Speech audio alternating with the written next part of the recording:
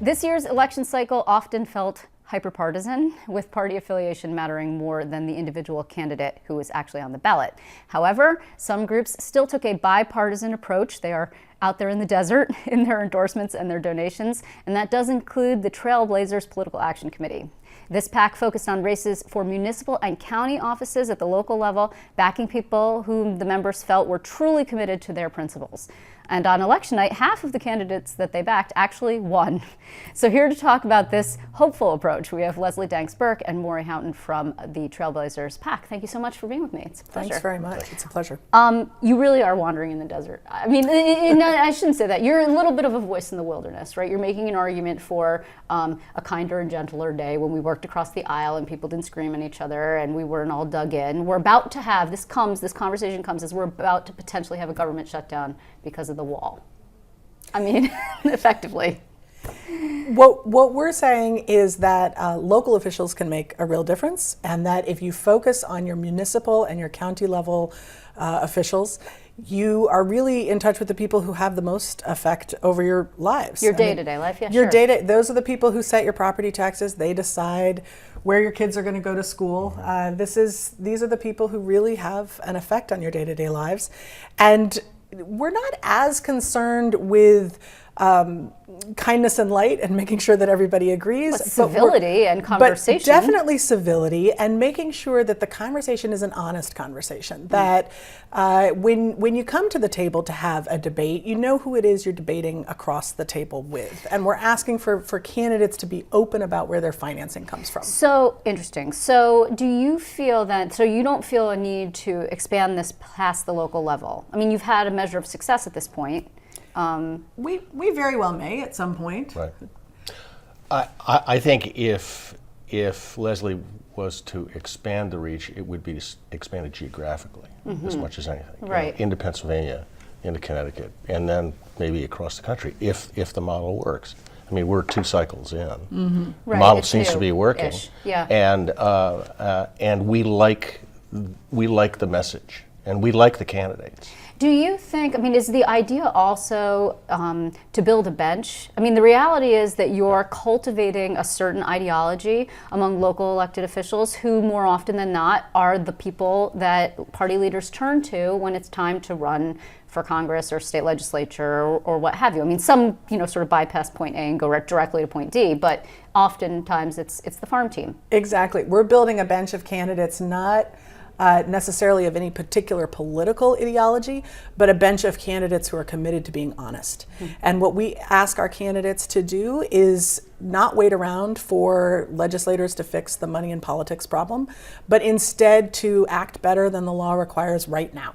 And there's nothing holding people back from being honest and being open about where their finances come from, and we ask them to do that. Marty, do you still feel, I mean, just today the governor sort of gave this speech, which is his first 100 days agenda for 2019, which does include election reform. Now, he's been talking about it, campaign finance reform in particular, since he walked in the door. Before he walked in the door, when he was running in 2010, and he never really put that much political capital behind it. Now, we're talking about public financing, we're talking about transparency, we're talking about all these things. Will there still be a place for this PAC if and when that happens? I certainly hope so. I mean, we believe that that in addition to running in a place where you knock on all of these doors and you know your neighbors, one of the important kind of essential things until the Supreme Court changes the laws are you have to raise money.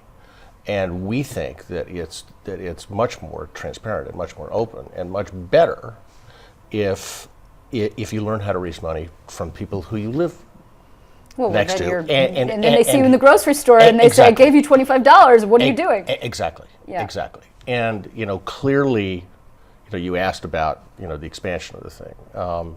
Clearly raising $15,000 for a county legislator campaign is different than a $3 million congressional campaign. Yep.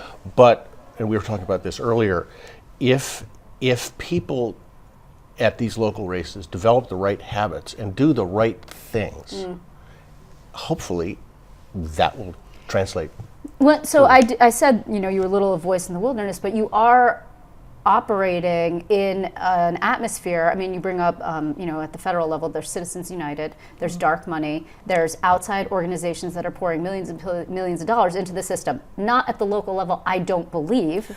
Actually, I'm going to take issue with that. The money in politics problem is almost more significant at the local level than it is at the federal and state level. People don't pay attention to it because there's not as many zeros trailing behind. Right. But in a very local race, for example, if someone's running for county legislature and is spending, say, $15,000 on their county legislature race, someone who wants to change a zoning rule, for example, Verizon has recently made pretty substantial donations in the town of Parenton, and there are... Not everybody knows where that is. Town of Parenton is in Monroe County. It's a relatively small town in Monroe County, and it's really interesting that Verizon, this big corporation, would be interested in town of Parenton races. Why exactly? Well, there's a possibility of a zoning around a transformer, and a $1,000 donation can go a long way in a local race. But are you seeing outside spending of the sort that we see attempting to influence congressional races, for example, at the local level? I think that Verizon spending money in the town of Parenton is pretty outside. Verizon, as last I knew, did not have its headquarters in the town of Parenton. No, but not with an independent grassroots or AstroTurf organization where it takes out $10,000 or $20,000 or $200,000 worth of ads spending independently. There are, for example, similarly in, let me get this straight, I think it's in the Seneca County and Ontario County corridor where there's a question about a dump. Right. That is, a lot of people have a lot of opinions about this dump that receives refuse from New York City and gets trucked into upstate. Dump. Exactly.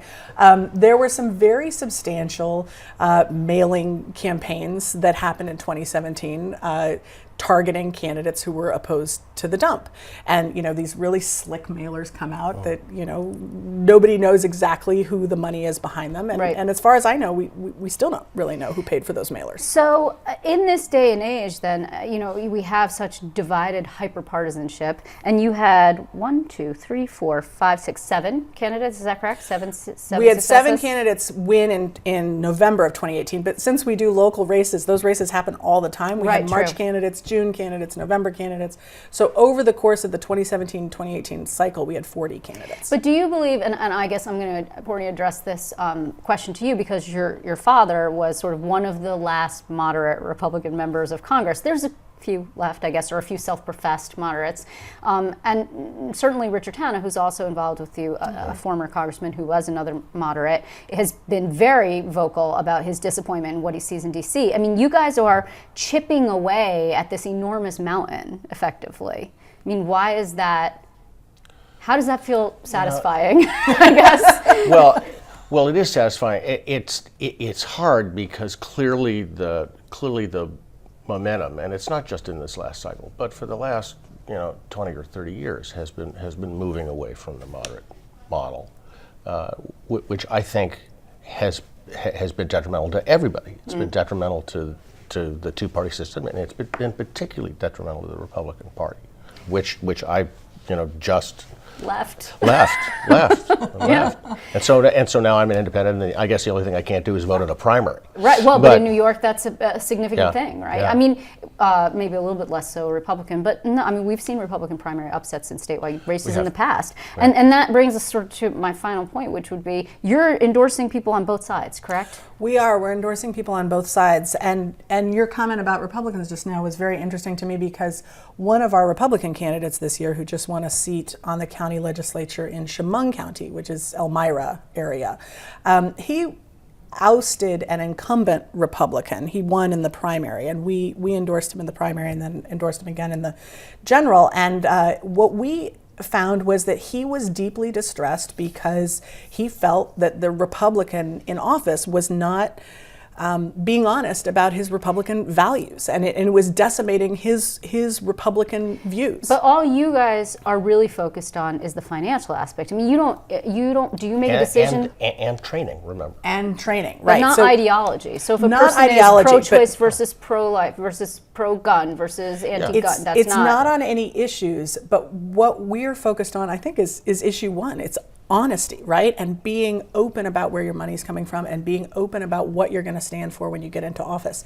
And my example of the county legislator in Chemung County was that he felt the incumbent and was part of a larger group of Republicans who were not being honest with their voters about what they stood for. They were pretending to be Republicans, but they weren't actually standing for core Republican values. It is a little bit of a testament and to like a time when honesty was so important, and yet it seems almost old-fashioned.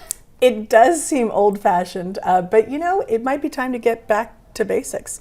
And what we do is we ask candidates not to have any litmus test on any policy, but to actually walk the talk during their campaign, demonstrate their honesty by disclosing all their finances. We're lucky because our particular issue has something that candidates can do more than campaign promises during their campaign. They can walk the talk, and if they walk the talk, then and you haven't had to rescind any endorsements for anyone yet? Not yet. We've only just gotten started. We haven't seen anybody renege on their commitments once they get into office, but I suspect that might be a challenge in the future. Yeah, probably. So unfortunately we're out of time, but I just want to know if people want more information about this, Trailblazers PAC is online. We're online at trailblazerspac.com, and we're always looking for more candidates to support. We match the dollars that they raise from inside their district, and we're also, of course, looking for people to support us and help us support these candidates. Well, thank you very much for your time, both of you. I do appreciate it. Thank you. Well.